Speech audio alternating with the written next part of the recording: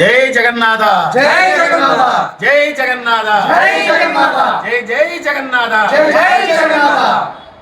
మహాభక్తులారా, ప్రియ బంధువులారా, మన నిరవజ్యపురం నిడదవోలు పట్టణంలో శ్రీ జగన్నాథ రథయాత్ర మహోత్సవం ఎంతో వైభవపేతంగా జరగబోతుంది.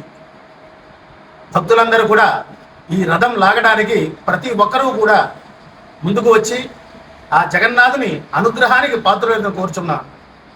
ఈ రథం లాగడం వల్ల ఇహజన్మలో, పరజన్మలో, పూర్వజన్మలో చేసిన మహాపాపాలైనా ఏ పాపాలైనా సరే ఈ రథం లాగడం వల్ల పుణ్యఫలం తగ్గుతుంది. అలాగే పునర్జన్మ అంటూ ఉండదు అని పెద్దలు చెప్పారు.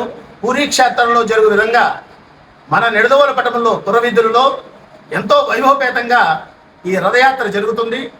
కావున ప్రతి ఒక్కరూ కృష్ణ భక్తులు, ప్రియభక్తులు, బంధువులందరూ, భక్త బంధువులందరూ కూడా ఈ కార్యక్రమంలో ఈ రథయాత్రలో పాల్గొని రథయాత్రను దిగ్విజయం చేయవలసిందిగా కోరి ప్రార్థిస్తున్నాను. హరే కృష్ణ. హరే కృష్ణ. ప్రియ భక్త బంధువులందరికీ కూడా విజ్ఞప్తి, మొట్టమొదటిసారిగా మన నిడదవోలు పట్టణంలో పూరీ జగన్నాథ స్వామి రథయాత్ర రేపు 18వ తారీఖున ఈ విద్యానగర్లో గల దత్తస్వామి పీఠం నుంచి ప్రారంభమవుతుంది.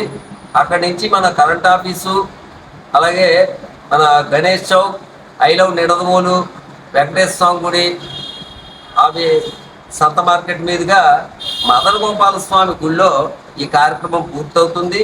కాబట్టి భక్తులందరూ ఎక్కువ సంఖ్యలో పాల్గొని ఈ రథాన్ని లాగి మీరు యొక్క రథస్థం వామనం దృష్ట్యా పునర్జన్మ రవిద్యతే అని శాస్త్రాలు చెప్తున్నాయి. రథంలో ఉన్న జగన్నాథుడిని మనం రథంలో లాగితే గనక మనకు పునర్జన్మ ఉండదు అని చెప్పి పెద్దలు చెప్పారు. కాబట్టి ఇందులో పాల్గొని అందరూ కూడా ఆ ప్రాప్తిని పొందవలసిందిగా కోరుచున్నాము.